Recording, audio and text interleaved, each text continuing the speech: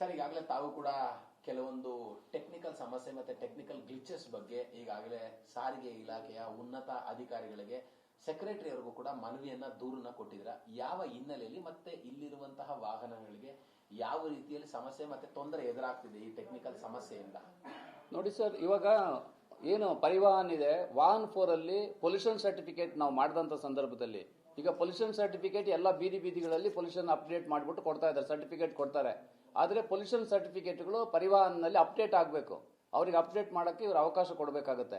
ಅವ್ರಿಗೆ ಅವಕಾಶ ಕೊಡ್ಲಿಲ್ವಾ ಅಥವಾ ಅವಕಾಶ ಇಲ್ವಾ ಅದು ನಮಗೆ ಗೊತ್ತಿಲ್ಲ. ಅಂತೂ ಇವಾಗ ನಮ್ಮ ಗಾಡಿಗಳಲ್ಲಿ ಪರಿವಾಹನ್ನಲ್ಲಿ pollution certificate up to date ಆಗಿದ್ದು, ಯಾವ ತರ ಇನ್ಸೂರೆನ್ಸ್ ಬಂದಿರುತ್ತೆ, ಆರ್ಚಿ ಬುಕ್ ಅಲ್ಲಿ ಹೆಂಗಿರುತ್ತೆ, ಚಾಸಿ ನಂಬರ್ ಯಾವ ತರ ಇರುತ್ತೆ, ಪೂರ್ಣವಾಗಿ ಪರಿವಾಹನ್ನಲ್ಲಿ ಪೊಲ್ಯೂಷನ್ ಸರ್ಟಿಫಿಕೇಟ್ ಕೂಡ ಅಪ್ ಟು ಡೇಟ್ ಆದರೆ ಮಾತ್ರನೇ ನಮಗೆ ಒಂದು ರಾಜ್ಯದಿಂದ ಒಂದು ರಾಜ್ಯಕ್ಕೆ ಹೋಗ್ಲಿಕ್ಕೆ ಟೂರಿಸ್ಟ್ ಪರ್ಮಿಟ್ ಹಾಕ್ಲಿಕ್ಕೆ ಹಾಕುವಂಥದ್ದು. ಯಾವುದೇ ಸ್ಪೆಷಲ್ ಪರ್ಮಿಟ್ ಹಾಕ್ಬೇಕಂದ್ರೆ ನಮ್ಮ ವಾಹನಗಳಲ್ಲಿ ಯಾವುದೋ ಪೊಲ್ಯೂಷನ್ ಸರ್ಟಿಫಿಕೇಟ್ ಕೂಡ ಅಪ್ಡೇಟ್ ಆಗಿರ್ಬೇಕಾಗುತ್ತೆ. ಆಗದೆ ಇರೋದ್ರಿಂದ ಏನೇನ್ ಅನಾಹುತಗಳಾಗ್ತಿದೆ, ಏನೇನ್ ಸಮಸ್ಯೆಗಳಾಗುತ್ತೆ, ನಾಳೆ ದಿನ ಏನಾದ್ರು ಆಕ್ಸಿಡೆಂಟ್ ಆಗುತ್ತೆ? ಸರ್, ಮೋಟಾರ್ ವೆಹಿಕಲ್ ಆಕ್ಟ್ ಪ್ರಕಾರ ಆಸ್ ಎ ಇನ್ಸೂರೆನ್ಸ್ ಪಾಲಿಸಿ ಪ್ರಕಾರ ಕೂಡ ಲೇಟೆಸ್ಟ್ ಆಗಿ ಈಗ ಇರುವಂತದ್ದು ಪೊಲ್ಯೂಷನ್ ಸರ್ಟಿಫಿಕೇಟ್ ಇಲ್ಲದಿದ್ರೆ ಇನ್ಸೂರೆನ್ಸ್ ಕ್ಲೈಮ್ ಕೂಡ ಕೊಡಬಾರದು ಅಂತ ಇದೆ. ಆದ ಕಾರಣ ಪೊಲ್ಯೂಷನ್ ಸರ್ಟಿಫಿಕೇಟ್ ಇಂಪಾರ್ಟೆಂಟ್. ಇದು ವಾಹನ್ 4 ಅಲ್ಲಿ ಅಪ್ಡೇಟ್ ಮಾಡಲೇಬೇಕಾಗುತ್ತೆ.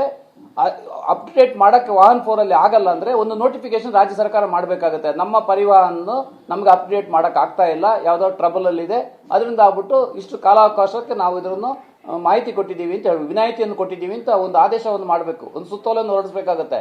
ಇಲ್ಲದೇ ಇದ್ದಲ್ಲಿ ಏನಾದ್ರೂ ಪರ್ಮಿಟ್ ಇಲ್ಲದೆ ನಮ್ಮ ವಾಹನ ಬೇರೆ ರಾಜ್ಯಕ್ಕೆ ಹೋದಲ್ಲಿ ಅಂತ ಸಂದರ್ಭದಲ್ಲಿ ಗಾಡಿ ಏನಾದ್ರು ಆಕ್ಸಿಡೆಂಟ್ ಏನಾದ್ರು ಆಗಿ ಏನಾದ್ರು ತೊಂದರೆ ಆದ್ರೆ ನಮಗೆ ಬಹಳ ಡಿಸ್ಟರ್ಬೆನ್ಸ್ ಆಗುತ್ತೆ. ಎಷ್ಟು ತಿಂಗಳಿಂದ ಈ ಸಮಸ್ಯೆನ ಎದುರಿಸ್ತಾ ಇದ್ದೀರಾ ಸರ್? ಇದೆಲ್ಲ ವಾಹನ ಇಟ್ಕೊಂಡವ್ರು ನಾವು ಅನುಭವಿಸ್ತಾ ಇದ್ದೀವಿ. ದಿನನಿತ್ಯ ನಮಗೆ ವೆಹಿಕಲ್ಗಳು ಹೊರ ರಾಜ್ಯಕ್ಕೆ ಹೋಗ್ಬೇಕಂದ್ರೆ ನಮಗೆ ಪರಿವಾಹನಲ್ಲಿ ಅಪ್ಡೇಟ್ ಆಗ್ತಾ ಇಲ್ಲ. ಇದರಿಂದ ಆಗ್ಬಿಟ್ಟು ದೊಡ್ಡ ತೊಂದರೆ ಆಗ್ತಾ ಇದೆ. ಸಾಧಾರಣ ಒಂದು 3 ತಿಂಗಳಿಂದ ದಿನನಿತ್ಯ ನಮ್ಮ ಗಾಡಿಗಳಿಗೆ ತೊಂದರೆ ಆಗ್ತಾ ಇದೆ. ಈಗ ನಾವು ಆಂಧ್ರ ಹೋಗೋ ಗಾಡಿಗಳಿಗೆ ಆಂಧ್ರದಲ್ಲಿ ಹೋಗ್ಬಿಟ್ಟು ಪರಿವಾಹನ ಅಪ್ಡೇಟ್ ಮಾಡ್ಕೊಳಕ್ಕಾಗತ್ತೆ, ಅಲ್ಲಿ ಪೊಲ್ಯೂಷನ್ ಸರ್ಟಿಫಿಕೇಟ್ ತಗೊಂಡು ಮಾಡಕ್ಕಾಗತ್ತೆ.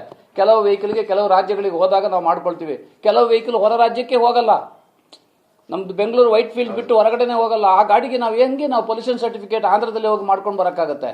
ಈಗ ಆಂಧ್ರ ಹೋಗೋ ವೆಹಿಕಲ್ಗಾದ್ರೆ ಆಂಧ್ರದಲ್ಲಿ ಹೋಗ್ಬಿಟ್ಟು ನಾವು ಮಾಡ್ಕೊಳ್ಬಹುದು, ಆಂಧ್ರನೇ ಹೋಗಲ್ಲ ಅಂದಮೇಲೆ ಆ ಗಾಡಿಗೆ ಮಾಡಕ್ಕಾಗಲ್ಲ. ಇದರಿಂದ ಆಗ್ಬಿಟ್ಟು ನಮ್ಮ ರಾಜ್ಯ ಸರ್ಕಾರಕ್ಕೆ ಮೊನ್ನೆ ನಾನು ಒತ್ತಾಯ ಮಾಡಿದ್ದೀನಿ. 17ನೇ ತಾರೀಕಿಗೆ transport minister, transport principal secretary, transport commissioner ಕೂಡ ನಾನು ಮೇಲೂ ಮಾಡಿದ್ದೀನಿ. ಮರುದಿವಸ ಹೋಗ್ಬಿಟ್ಟು ಫಿಸಿಕಲಿ ಆಗಿ ಕೂಡ ನನ್ನ ಮನವಿಯನ್ನು ಕೊಟ್ಟು ಬಂದಿದ್ದೀನಿ, ಈ ತರ ಡಿಸ್ಟರ್ಬೆನ್ಸ್ ಆಗ್ತಾ ಇದೆ ಅಂತ. ಇನ್ನೂ ಕೂಡ ಆಗ್ಲಿಲ್ಲ. ಈಗ ನಮ್ಮ ಕಂಪ್ಯೂಟರ್ ಬೇಕಾದ್ರೆ ಕೂಡ ನೀವು ನೋಡಬಹುದು, ವಾಹನ್ 4 ಓಪನ್ ಮಾಡಿ ನೋಡ್ತೀವಿ. ವೆಹಿಕಲ್ಗೆ ಪರ್ಮಿಟ್ ಅಪ್ಡೇಟ್ ಮಾಡಕ್ಕಾಗತ್ತಾ ಅಥವಾ ಪೊಲ್ಯೂಷನ್ ಸರ್ಟಿಫಿಕೇಟ್ ನಂಬರ್ ಕೂಡ ಅದರಲ್ಲಿ ಬರುತ್ತಾ, ವೆಹಿಕಲ್ ನಂಬರ್, ಚಾಸಿ ನಂಬರ್, ಯಾವ ಡೀಟೇಲ್ಸ್ಗಳು ಏನೆಲ್ಲ ಇದೆ ಪರಿವಾಹನದಲ್ಲಿ ನಿಮಗೆ ಬೇಕಾದ್ರೆ ನಾನು ಎಕ್ಸ್ಪ್ಲೈನ್ ಮಾಡ್ತೇನೆ. ಟೆಕ್ನಿಕಲ್ ಸಮಸ್ಯೆಯಿಂದ ಸರ್, ಇದೆಲ್ಲ ಟ್ರಾನ್ಸ್ಪೋರ್ಟ್ ಡಿಪಾರ್ಟ್ಮೆಂಟ್ ಕೆಲಸ. ಟ್ರಾನ್ಸ್ಪೋರ್ಟ್ ಡಿಪಾರ್ಟ್ಮೆಂಟ್ ರಾಜ್ಯಗಳಲ್ಲಿ ಇರುವಾಗ ಯಾವುದೇ ಒಂದು ಕೇಂದ್ರ ಸರ್ಕಾರದ ನೋಟಿಫಿಕೇಶನ್ ಆಗಲಿ ಅದರಲ್ಲಿ ಮೇಲ್ಗಡೆ ಪ್ರಿನ್ಸಿಪಲ್ ಸೆಕ್ರೆಟರಿ ಆಫ್ ಸ್ಟೇಟ್ಸ್ ಅಂತ ಇರುತ್ತೆ.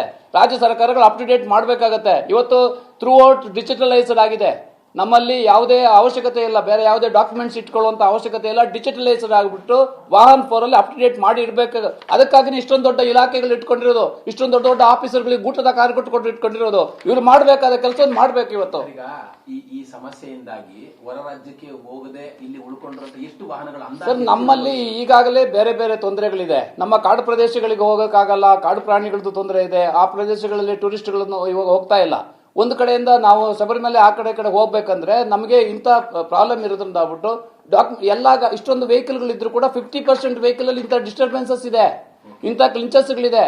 ವಾಹನ್ 4 ಅಪ್ಡೇಟ್ ಆಗ್ತಾ ಇಲ್ಲ, ಸ್ಪೆಷಲ್ ಪರ್ಮಿಟ್ ಹಾಕಕ್ಕಾಗ್ತಾ ಇಲ್ಲ. ಸರ್, ರಾಜ್ಯದಲ್ಲಿ ಅಂದಾಜು ಯೆಲ್ಲೋ ಬೋರ್ಡ್ ವೆಹಿಕಲ್ಗಳು ಮತ್ತೆ ಈ ವೈಟ್ ಬೋರ್ಡ್ ವಾಹನಗಳು ಎಷ್ಟು ಇರಬಹುದು? ಸರ್, ಒಂದು ವಿಷಯ ನಿಮ್ಗೆ ಹೇಳ್ತೀನಿ. ನಮ್ಮ ಟ್ಯಾಕ್ಸಿ ಅವರು, ನಮ್ಮ ವಾಹನ ಮಾಲೀಕರುಗಳು ಏನೇನು ತೊಂದರೆಗಳಿದೆ ಅಲ್ಲಲ್ಲಿ ಹೋಗ್ಬಿಟ್ಟು ಸರಿ ಮಾಡ್ಕೊಂಡು ಹೋಗ್ಬಿಡ್ತಾರೆ. ಇದರಿಂದ ಆಗ್ಬಿಟ್ಟೇನೆ ಸರ್ಕಾರಗಳಿಗೆ ಯಾವತ್ತು ಡಿಸ್ಟರ್ಬೆನ್ಸ್ ಆಗುತ್ತೋ ಆವಾಗಲೇ ಮಾಡಬೇಕು ಅಂತೇಳಿ ಮರೆತು ಹೋಗ್ಬಿಟ್ಟಿದೆ ಇವತ್ತು.